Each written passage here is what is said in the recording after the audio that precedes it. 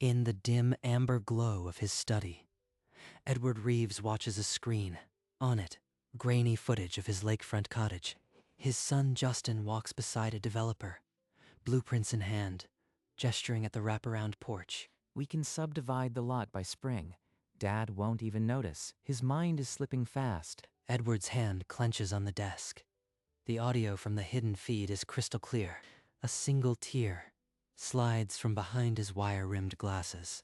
He doesn't wipe it away. On the desk beside him, an orange prescription pill bottle, empty, innocent in the dim light. Edward picks it up, holds it to the light.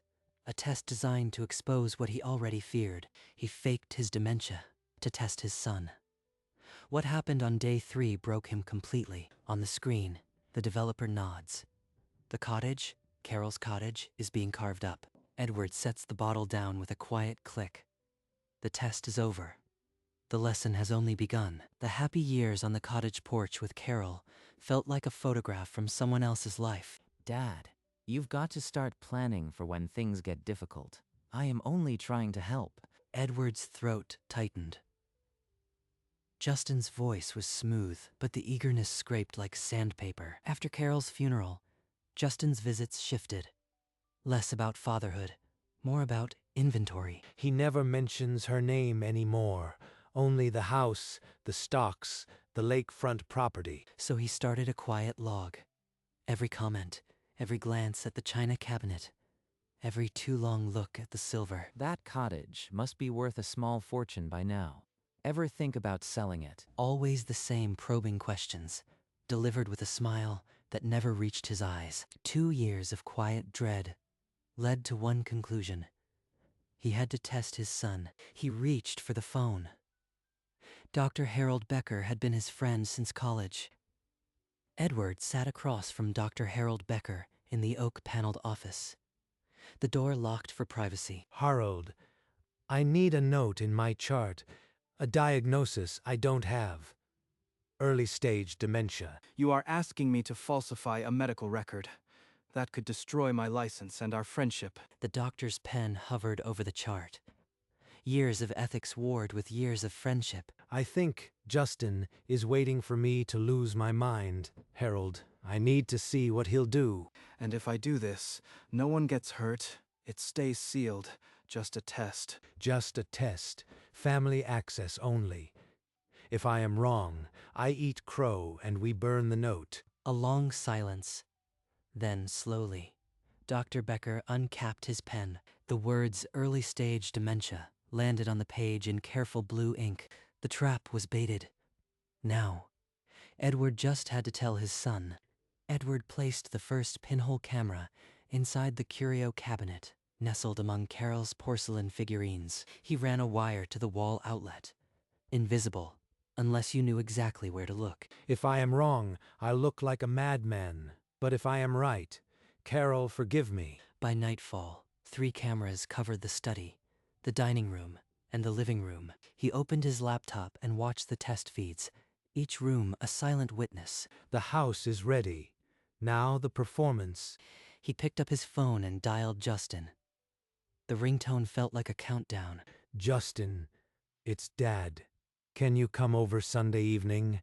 There's something we need to talk about. He let his voice quaver just enough, the way a man who was losing his grip might sound. Edward set the phone down beside the empty pill bottle. The test would begin Sunday. Sunday evening arrived with a warm amber dusk. The doorbell cut through the silence like a judge's gavel. Dad, you sounded strange on the phone. Everything okay? Edward stepped aside, letting him in. His hand trembled on the doorknob, not completely an act. Sit down, son. There's something I found at the doctor's. I need you to read it. He slid the note across the coffee table. The words early-stage dementia stared up in careful blue ink. Dad, are you sure? Is this? Justin's face twisted with concern, but for half a second, something else surfaced, a flicker of calculation before the mask dropped. Okay, Dad, I'm here. Whatever you need, we'll get through this. Too quick. The sympathy was too quick, like a line rehearsed. They talked logistics for an hour. Then Justin left, promising to handle things. Edward watched from the window, the first camera already recording. Monday morning arrived with a heavy stillness. Edward sat in the study, the camera feeds glowing on his monitors. On screen, Justin walked into the dining room. Not a hesitant knock, just a notepad and a purpose. Yeah, I'm inside. Email me the list. I'll photograph everything, room by room. He opened the china cabinet and began snapping photos of the silver, Carol's grandmother's silver. He moved to the study next, measuring the painting above the mantel, then the antique clock on the bookshelf. The bronze sculpture alone could fetch 15. He won't even notice it's gone. In the study, Edward's hands shook on the armrests. The audio was an ice pick to the chest, piece by piece. Justin wrapped a lifetime of memories into moving boxes. Each item a quiet theft. Edward's face crumpled. Not just anger, grief. Grief that every suspicion was right. By noon, the dining room was empty, and the test had only just begun. The tracker's blue dot paused outside Riverside Bank's glass doors. Justin was inside. Edward opened the body cam file. The grainy interior showed Justin, calm, sliding a document toward the teller. I need these documents notarized for my father. He's incapacitated. I am acting as his agent. The teller inspected the paper. On it, Edward's signature, forged in a hesitant, too careful loop. The header glared. Power of attorney. The date, Wednesday, just 3 days after his confession. He executed it. He didn't even wait a week. Darkness settled in the study. Edward sat motionless, the monitor's glow carving deep lines into his face. He printed a still frame of the forgery, adding it to the growing file of evidence on his desk. Forgery. It wasn't just greed anymore. Justin was willing to commit a crime. He saved the recording, finger hovering over the button. The cottage was next. He could feel it. Thursday morning. The cottage camera flickered to life. A black SUV pulled into the gravel drive. Look at this lakefront. With the right marketing, we can split into 4 premium lots. The view alone adds 6 figures. Your timing couldn't be better. My father's too far gone to object. This cottage won't matter to him in 3 months. The developer named a figure, 20% below market, with a fast close. Deal. Let's finalize the paperwork by Monday. Edward watched from his study, the lake breeze on the audio track a cruel echo of past summers. She planted those roses by the porch. He's selling her roses. The camera recorded every word. Edward's hand pressed to his mouth, stifling a sound that wasn't quite a sob. The video file saved with a timestamp. Thursday, 11:47 a.m. The last piece of evidence. The last thread holding Edward together. Edward pushed back from the desk, the cottage footage still fresh in his mind. An instinct pulled him to the front door. He lifted the mat beneath it. A single brass key, not his. Justin must have copied his house key without a word. At his desk, the bank's online portal already loaded. He saw the recent login, not his own. Someone had checked his balance the day before. The access log showed a familiar IP address. Justin's phone. He'd been inside the accounts for weeks. Edward's hand trembled as he closed the laptop. The betrayal was total, not just property, the foundation of his life. He had a key for months, and the bank password. He planned all of it. The grief in his chest hardened into something cold, something usable. He opened the drawer and pulled out the empty pill bottle. A reminder of what he'd already set in motion. The test wasn't for evidence anymore. It was for justice. He reached for his phone. Dr. Becker needed to know what his patient had discovered. The phone rang 3 times before Harold picked up. Edward's voice came out steadier than he felt. Harold, it's worse than we thought. He's inside my accounts. He's selling the cottage. Carol's cottage. Slow down, Edward. The cottage, Justin. Are you certain? Edward's free hand gripped the windowsill. The sunset outside bled red across the glass. I have it on video. The bank forgery, the developer handshake. He put the house key under the mat like a thief. Good God. Edward, I am so sorry. What are you going to do? I am changing my will tomorrow. He gets nothing. Not a cent. Do you need a witness? I'll be there. Whatever you need. Edward thanked him and ended the call. The study fell silent. On the desk, the empty pill bottle caught the last light of day. The test was over. The punishment would be final. Monday morning. The lawyer's office smelled of old paper and lemon wax. Edward sat motionless, the will open to the 7th page. The attorney's voice was a murmur. All Edward heard was Carol's name, about to be written into law. 90% of my estate shall establish the Carol Reeves STEM Scholarship. In her memory, Justin would receive 10%. Locked behind a condition and a sealed recording, a voice from beyond the grave. Edward lifted the pen. He signed his name with the same precision he'd used in aerospace engineering. The stroke was clean, final. The ink dried under the lawyer's lamp. He set the pen aside. The will was irrevocable now. It's done, Carol. He can't touch what's yours. Back in his study, Edward placed the signed will in the drawer beside the forged document, the bank stills, and the cottage footage. He closed the drawer and looked at the empty pill bottle. Sunday couldn't come fast enough. Edward spent the afternoon assembling the evidence on his desk, each printout a fresh wound. He plugged the USB into the laptop, and the screen lit up with the files. Cottage video, bank stills, account logs. 4 days. He dismantled a lifetime in 4 days. He dragged the clips onto the drive with steady hands, the way he once loaded engineering models. Beside the laptop, the audio recorder waited. He pressed the red button. Justin, this is your new inheritance. The recording lasted 8 seconds. He stopped it, his thumb resting on the device for a beat. Then he placed the USB, the forgery printout, the bank screenshot, and the audio card into a manila envelope. He sealed the envelope, the paper sticking to his fingertips. It felt heavier than it should. The evidence was complete. Now he just needed a confession. That evening, Edward picked up his phone. He let a tremor enter his voice before dialing. Justin, my mind, it's getting worse. Can you come Sunday evening? I need to talk about things. Of course, Dad, I'll be there. Don't worry about anything. Edward ended the call. The mask of frailty slid away, replaced by cold granite. The next afternoon, he drove to the cemetery. Carol's headstone gleamed in the pale autumn light. I know what I have to do, my love.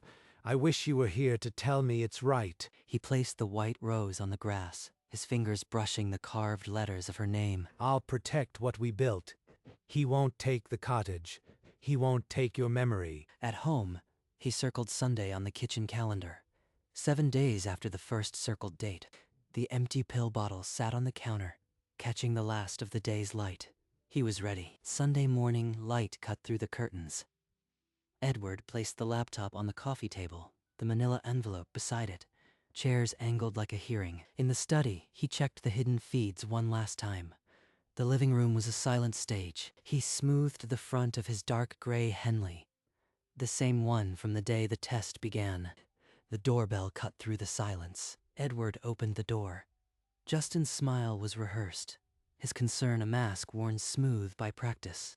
Dad, you look well, actually. How are you feeling? Sit down, Justin.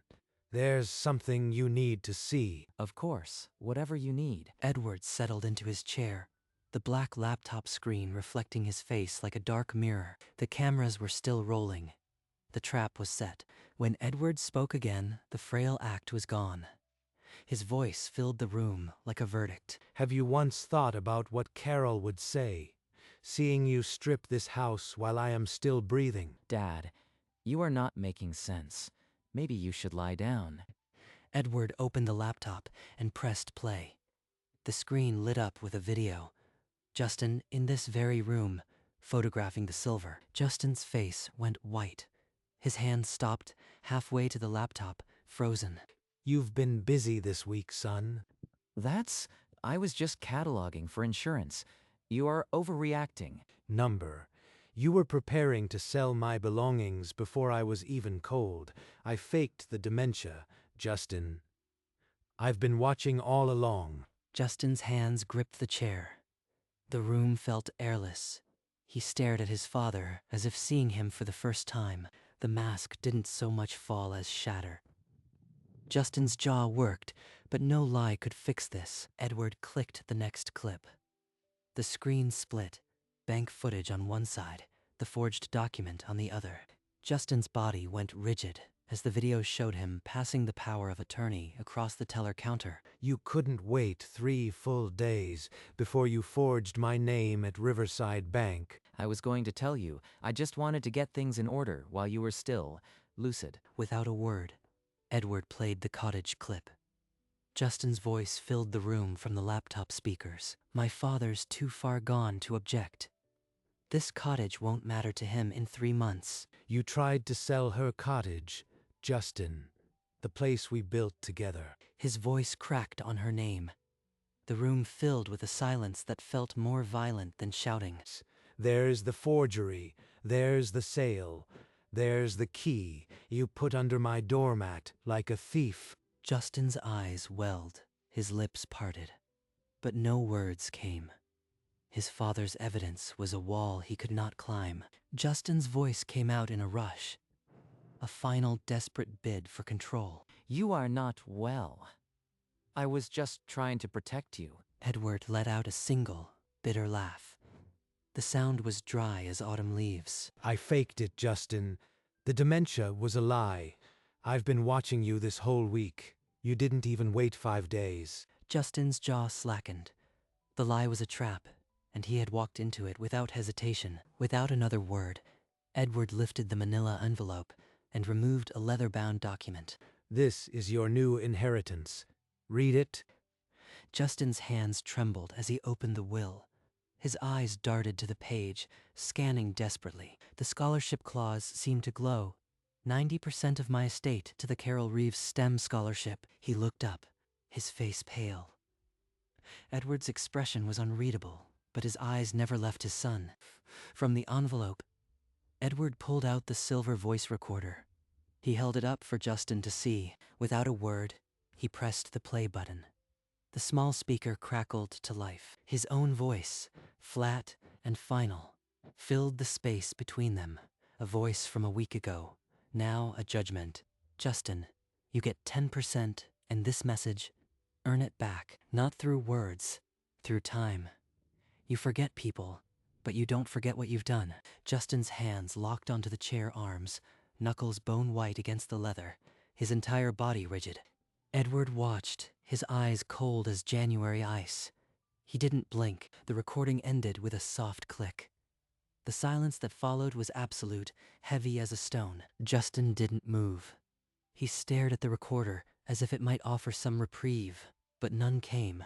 Edward placed the recorder back in the envelope. The silence felt like a held breath. The silence broke with the scrape of a chair. Justin stood, unsteady, his hands white-knuckled, his mouth opened, but no words came. Whatever defense he had left was ash. He looked at his father, not with apology, but with a hollow, broken fury that crumbled into nothing. There's the door, Justin. For 3 years, don't come back. Justin walked past him, his footsteps heavy on the hardwood. The front door opened. It closed with a soft, final click that seemed to seal the house in silence. Edward didn't move. The living room felt larger, quieter, the weight of the confrontation settling over every surface. He reached for the empty pill bottle on the table, turned it in his fingers, the symbol of a test that had cost him a son. The bottle clicked against the wood as he set it down. The sound echoed in the empty room. He had tested his son, and he had lost him. The silence was his now. 3 autumns passed. The Carol Reeves STEM Scholarship began awarding bright young minds, her legacy now in motion. The cottage stayed.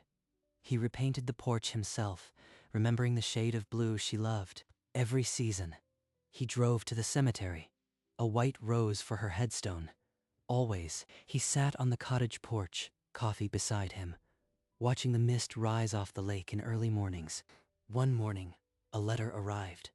The postmark was from a city 800 miles away. The handwriting on the envelope was Justin's. Thin, uncertain, as if the letters themselves had learned humility. Edward held the envelope, his thumb tracing the return address.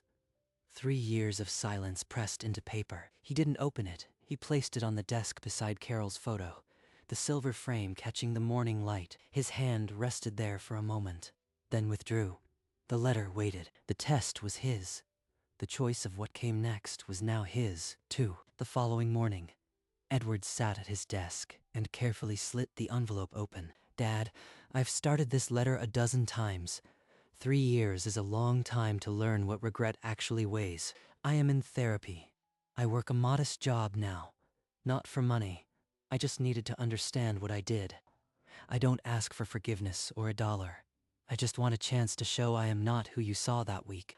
I know I can't undo it, but I want to try. If you'll let me. He set the letter down. A single tear slid down his cheek, but his hands were steady. He looked at Carol's photograph. Her smile hadn't changed.